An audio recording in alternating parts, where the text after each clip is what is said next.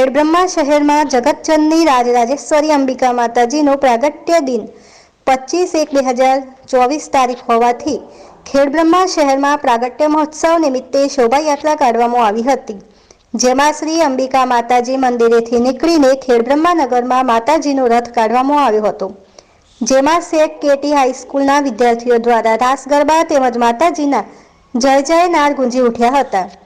હર ઘર એક દીપ પ્રગટાવી માતાજીનો પ્રાગટ્ય દિવસ છે એટલે કાલે દીપ ઉત્સવ પ્રગટાવવામાં આવશે। ખેડબ્રહ્મા શહેરમાં માતાજીના રથના આજે દર્શન માઈ ભક્તોએ લાભ લીધો હતો।